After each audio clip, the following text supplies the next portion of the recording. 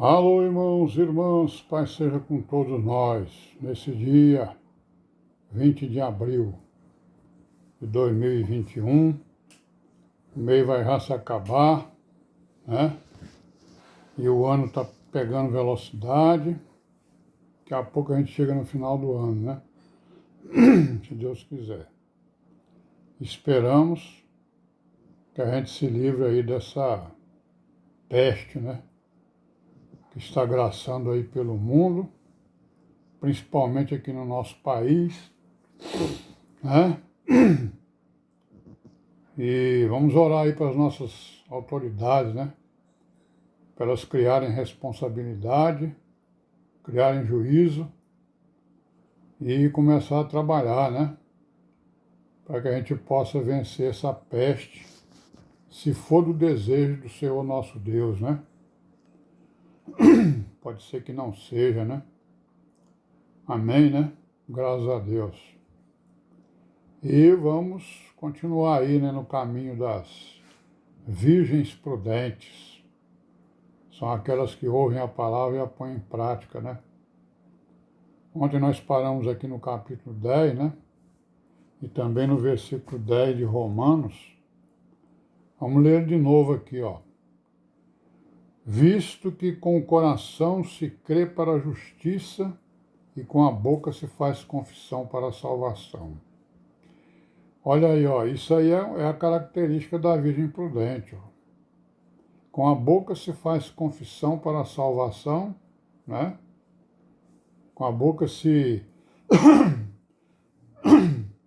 confessa que crê, né, na palavra, que ouve a palavra, que crê na palavra, né? E com o coração se crê para a justiça. Esse coração aí, claro que não é o nosso coração, né, que está cheio de sangue aí, batendo aí, fazendo o sangue andar, né? Esse coração aqui é a nossa mente, é a nossa consciência, né?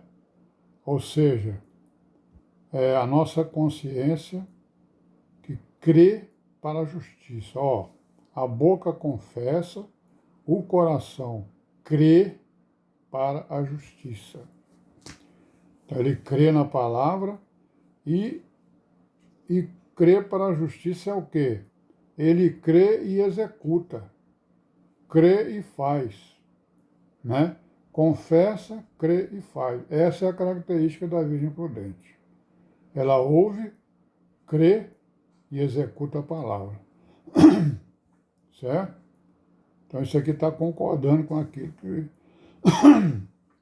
o Senhor Jesus falou ali das virgens prudentes, né? Lá no capítulo 25 de Mateus. Porque a Escritura diz, ó, todo aquele que nele crê não será confundido, né? Porquanto não há diferença entre judeu e grego, porque um mesmo é o Senhor de todos, rico para com todos os que o invocam. Então ele está dizendo aí, ó, a igreja não tem acepção de pessoas na igreja. Né? O gentio, o judeu, não tem acepção de cor, nem de posse, né, de benfeitorias ou de coisa que o valha, não é isso? Nem de nada, não tem diferença, não tem acepção de pessoas. São todos iguais, né? São todos iguais e diferentes, né? Certo? Então não há diferença entre judeu e grego, porque um mesmo é o Senhor de todos, rico para com todos que o invocam. Porque todo aquele que invocar o nome do Senhor será salvo, né? Todo aquele que invocar o nome do Senhor será salvo. Invocar segundo a palavra, né? Porque quem invocar fora da palavra, ele não ouve, né? A invocação tem que obedecer ao prumo, à linha e ao nível, que é a palavra, né? Se ele não tiver no modelo, não há então como ele ouvir, né? Certo? Aí ele vai dizer assim, como pois invocarão aquele em quem não creram? Pergunta, né? Lógica, né? Como crerão naquele em quem não ouviram? E como ouvirão se não há quem pregue? né? Como pregarão se não forem enviados? Como está escrito, quão formosos os pés dos que anunciam a paz, dos que anunciam coisas boas. Então a igreja ela está anunciando em todo tempo, né? Porque o anúncio não é só pela palavra, é muito, principalmente pela vivência e pelo exemplo, né? Não é isso? Então é isso aí. Nós estamos dando testemunho aí, estamos falando, a gente que estamos falando aí para os parentes, para os vizinhos, todo o tempo eles estão vendo a nossa vida, estão vendo a nossa opinião, né, sobre as coisas. Aliás, nós precisamos, por isso que eu falo em boa consciência, precisamos ter a boa consciência para que a nossa opinião, para que a nossa fala não seja igual a certas falas que andam por aí, porque senão ele vai identificar a gente como uma religião qualquer aí. Por isso é que a palavra tem que estar todo o tempo na nossa mente, né? Porque de repente eu posso falar uma coisa que ele já ouviu da Assembleia, da Batista, sei lá de onde, né? Aí ele não vê diferença. Então ele tem que ver a diferença. A igreja, ele tem que ver a diferença, senão ele não vai crer na igreja, senão ele não vai ver o testemunho da igreja, ele não vai ver o testemunho do Senhor Jesus. Não é isso? Pois é, e como pregarão, como é que é? Como está escrito. E como pregarão se não forem enviados? Como está escrito. Já lemos, né? Quão formosos os pés dos que anunciam a paz e do que anunciam coisas boas. Mas nem todos obedecem ao Evangelho, né? Pois Isaías diz, Senhor, quem deu crédito na nossa pregação? Quem creu na nossa pregação? De sorte que a fé é pelo ouvir e o ouvir pela palavra de Deus. Mas digo, porventura não ouviram? Sim, por certo, pois por toda a terra saiu a voz dele e as suas palavras até os confins do mundo. Então está dizendo aí, ó, que o Evangelho já foi pregado em todo mundo, né? Todo mundo já conhece o Evangelho. Mas digo, e agora ele vai falar de Israel, porventura Israel não soube? O Evangelho foi pregado ao mundo todo. E Israel, como é que é? Ele não soube, é? Não foi pregado para ele?